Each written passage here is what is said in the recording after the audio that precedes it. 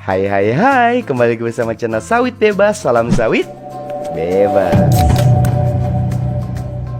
Sawit Bebas kali ini akan membahas sejarah panjang kelapa sawit.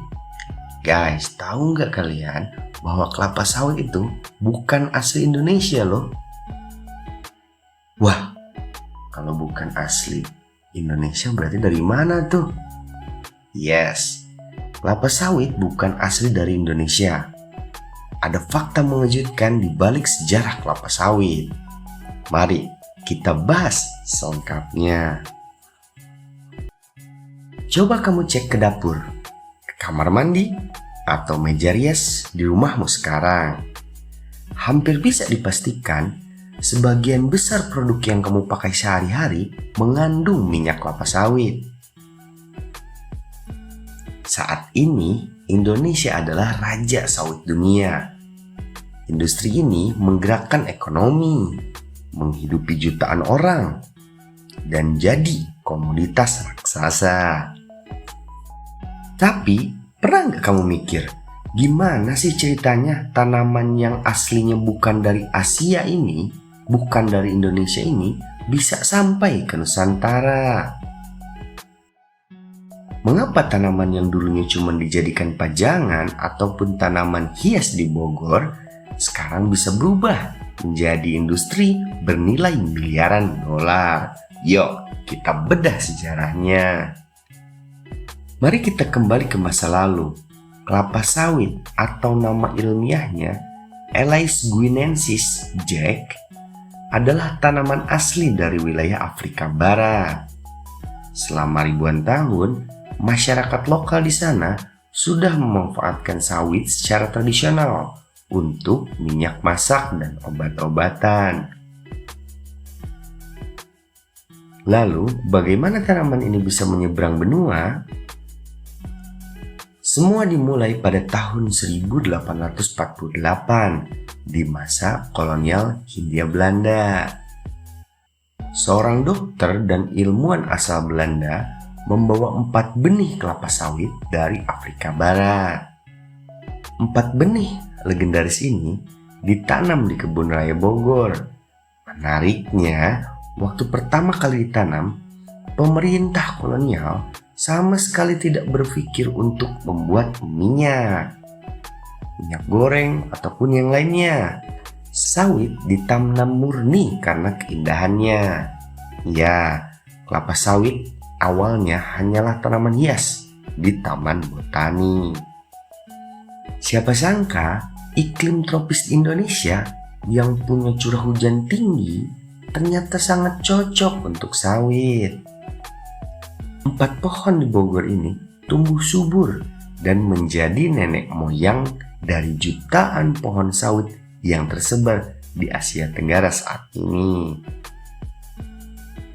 Dari Bogor, anakan kelapa sawit ini mulai dibawa ke beberapa daerah sebagai eksperimen. Salah satunya, tempat pemberhentian paling krusial adalah Deli, Sumatera Utara. Pada awal abad ke-20, seorang pengusaha asal Belgia bernama Adrian Hallet melihat potensi luar biasa dari tanaman ini. Dia sadar kalau kandungan minyak dari buah sawit di Deli ini sangat tinggi dan punya nilai ekonomi jika diproduksi massal. Tahun 1911 menjadi tonggak sejarah penting perkebunan kelapa sawit komersial pertama di Indonesia.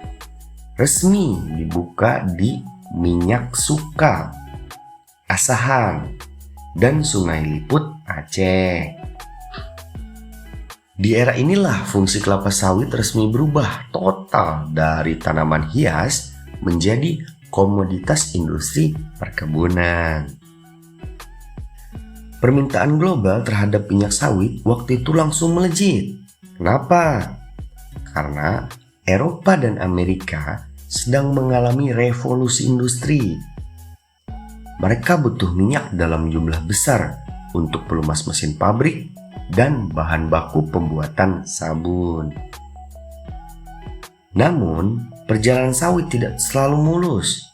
saat Perang Dunia II pecah dan Jepang menduduki Indonesia, industri sawit mengalami kemunduran hebat.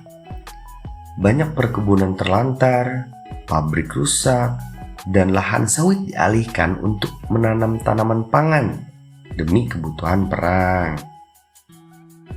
Setelah Indonesia merdeka, tantangan baru muncul. Di era 1950-an, pemerintah Indonesia melakukan nasionalisasi terhadap perusahaan-perusahaan perkebunan milik asing. Proses transisi manajemen ini sempat membuat produksi sawit kita stagnan karena ketidakstabilan politik dan ekonomi pada saat itu. Jadi, kalau teman-teman rekan-rekan tahu ada yang namanya PTPN, itulah dulunya perusahaan-perusahaan yang didirikan oleh Belanda dan diambil alih oleh kita, Indonesia. Benar. Kebangkitan besar kedua terjadi di era Orde Baru pada tahun 1970-an hingga 1980-an. Pemerintah membuat program jenius yang disebut PIR atau Perkebunan Inti Rakyat.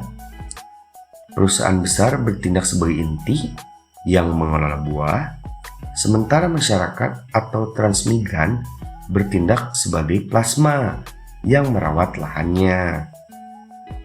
Program inilah yang membuat ekspansi kelapa sawit meledak ke seluruh Sumatera, Kalimantan, hingga Papua. Memasuki abad ke-21, perjuangan panjang itu membuahkan hasil. Indonesia resmi mengukuhkan diri sebagai produsen crude palm oil atau CPO terbesar di dunia, mengalahkan Malaysia. Hari ini, industri sawit bukan lagi sekedar sejarah, tapi sudah menjadi urat nadi ekonomi nasional. Namun, status sebagai raja dunia ini juga membawa tanggung jawab besar. Industri ini sekarang dihadapkan pada tantangan keberlanjutan atau sustainability. Tuntutan sertifikasi ramah lingkungan dan bagaimana riset agronomi modern harus terus dikembangkan agar produksi tetap tinggi tanpa harus merusak hutan. Dari 4 benih tanaman hias di Kebun Raya Bogor tahun 1848 kini berubah menjadi jutaan hektar perkebunan yang mengisi tangki minyak goreng di dapur kita. Itulah sejarah luar biasa kelapa sawit di Nusantara. Ditulis dengan perjuangan, keringat, dan teknologi.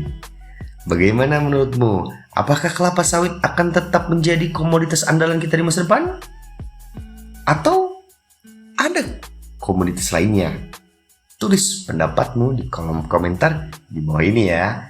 Jangan lupa klik like, subscribe, dan share video ini ke teman-temanmu. Sampai jumpa di video edukasi seru yang berikutnya. Salam sawit bebas.